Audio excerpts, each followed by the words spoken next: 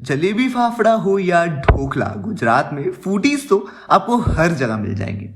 Statue of unity हो या द्वारकाधीश जी का मंदिर, लोग देखने इन्हें दूर दूर से जाते हैं। इसी गुजरात के एक एटीएम कंपनी में जॉब करते थे जितेंद्र नाम के एक आदमी। वो ना बहुत हाईफाई सोसाइटी के थे, ना ही बहुत गरीब थे। बस किसी तरह उनके जीवन का गुजारा चल जाता था। इतना वो कमा लेते थे, उनकी शादी को करीब 4 साल हो चुके थे। उन्हें एक बेटा भी था। वैसे तो जितेंद्र बहुत ज्यादा पूजा पाठ नहीं करते थे। अगर रास्ते में कोई मंदिर या मस्जिद आ जाए तो अपना सिर जरूर झुका लेते थे। जितेंद्र की नौकरी का टाइम दिन में लगभग 9 घंटे का होता था, पर एटीएम मशीन का फॉल्ट आने पर उसे रात के किसी भी वक्त सर्विस देने पड़ने आ जाता था। अपने इसी काम के चलते वो एक रात अपनी बाइक से जा रहे थे।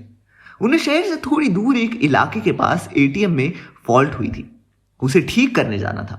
वैसे तो इस काम के लिए 2 लोग थे, पर जितेंद्र का पार्टनर उस रात बीमार था, तो सर्विसिंग के लिए उन्हें अकेले ही जाना पड़ा। तभी वहां उन्हें एटीएम बूथ पर एक खूबसूरत सी लड़की दिखाई दी।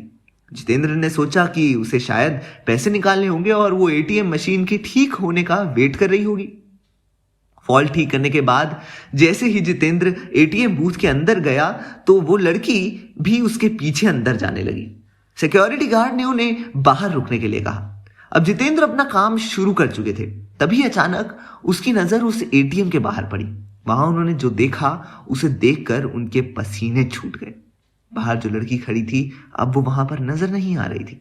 उन्होंने चारों तरफ नजर घुमाई, लेकिन उन्हें कोई दिखाई नहीं दिया। एटीएम जहां पर था वहां पर छोटा मोटा जंगल लगा हुआ था। यहां तक कि उस जगह पर कुछ लाशों को भी दफनाया जाता था। हो सकता है यही सोच करके उनकी क्यूरियोसिटी बढ़ ही गई। उन्होंने दरवाजे से बाहर झांक कर देखा तो बाहर खड़ी लड़की का चेहरा पूरी तरीके से बिगड़ा हुआ था और वो एटीएम गार्ड का सर अपने हाथ में लिए हुए खड़ी थी और वो जितेंद्र की ओर घूर घूर कर देख रही थी। ये सब देखकर जितेंद्र का दिल बहुत तेजी से धड़कने लगा। उन्होंने वहां से नजरें हटा ली और सोचा कि हो सकता है कि ये उनका वहम हो। वो ये भी सोच रहे थे कि तभी अचानक उनके सीनियर का फोन बज उठा।